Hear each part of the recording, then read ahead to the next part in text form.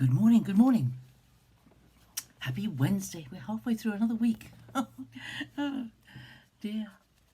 Oh, dear. What a joy Hebrews is, isn't it? And we are now in Hebrews chapter 9, which I think really you have to really read right up to verse 14 to get the point that the writer is making at the beginning of this chapter. You can't really split it up and just look at it piecemeal. But his first description in verses 1 to 5, if it's a long time since you've read the putting together of the tabernacle, or maybe you've never read it in the Old Testament, it is very, very lengthy, very, very detailed. And if you're not familiar with it, do go on to Google and put in tabernacle in the wilderness and look at a diagram of it, and you will see what he's describing here. In the Old Testament, there are chapters and chapters and chapters of description of the exact making of every article that was in the original tabernacle. The tabernacle, which was the design of which was given to Moses and which was made by the people during their wandering in the wilderness. And it was set up and taken down every time they moved in the wilderness under the inspiration of God, when the pillar of cloud moved. It's great detail. The writer has made it quite clear that these are copies of what is in heaven.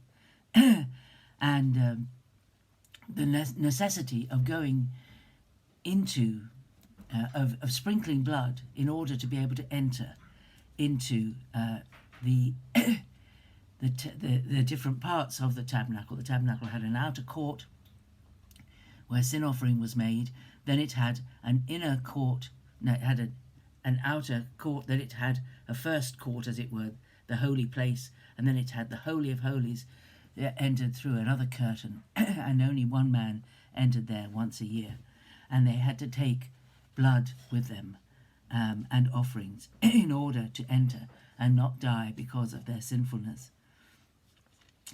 And then verse 11 says, "But when Christ appeared as a high priest of the good things that have come, then through the greater and more perfect tent, not made with hands, that is not of this creation, that is going into the presence of God, the tabernacle, the presence of God, the very presence of God in heaven, he entered once for all into the holy place, taking not the blood of goats and calves, but his own blood, thus securing an eternal redemption." Now, I know there are many people who in this modern age, with our modern culture, which has a great emphasis on love of animals, the thought that God would require sacrifices of animals is quite abhorrent.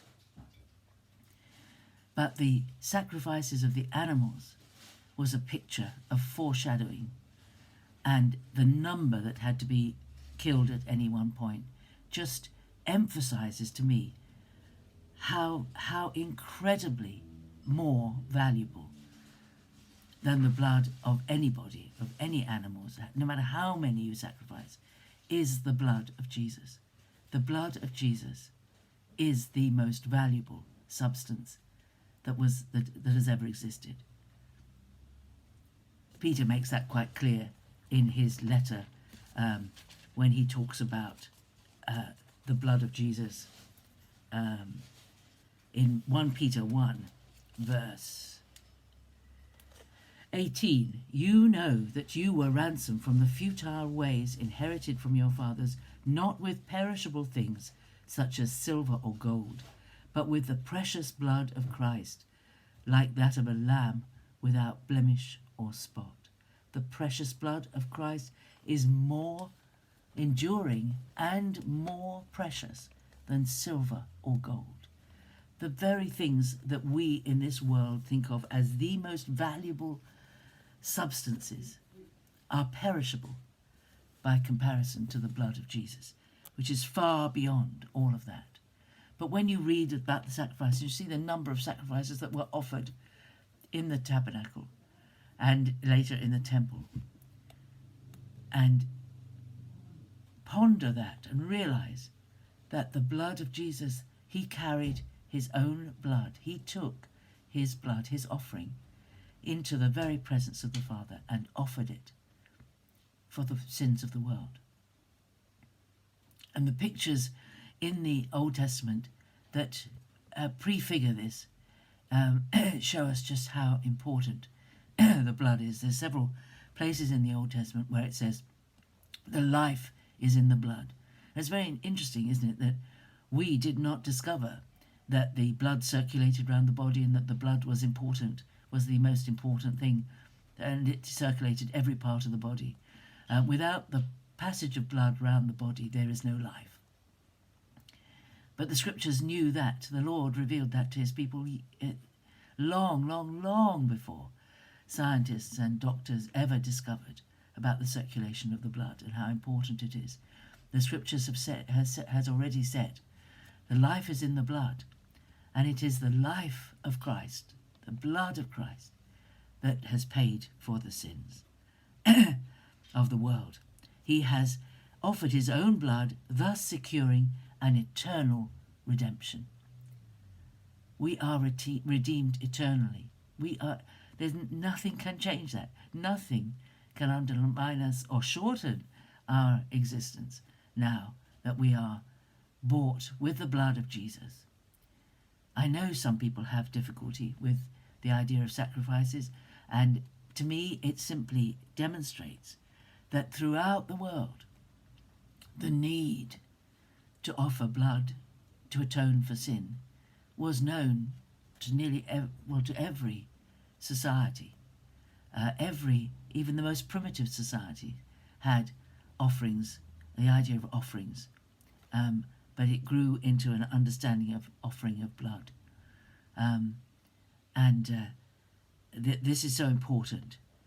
So Jesus went into the real holy place, not the shadow, which was the tabernacle, but into the real holy place in the heavenlies.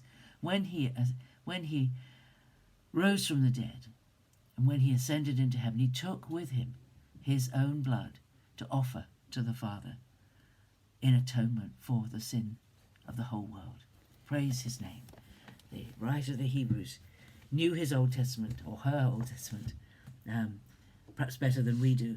And if you've got time, read some of the instructions about the making of the tabernacle, or look at pictures of it on the internet and see how elaborate it was and how detailed it was and how important it was that they build it right, because it was a copy of the reality that is in heaven. Have a great day. Have a great day. My dear friends, have a great day and be very blessed. And I'll see you again tomorrow. Bye-bye.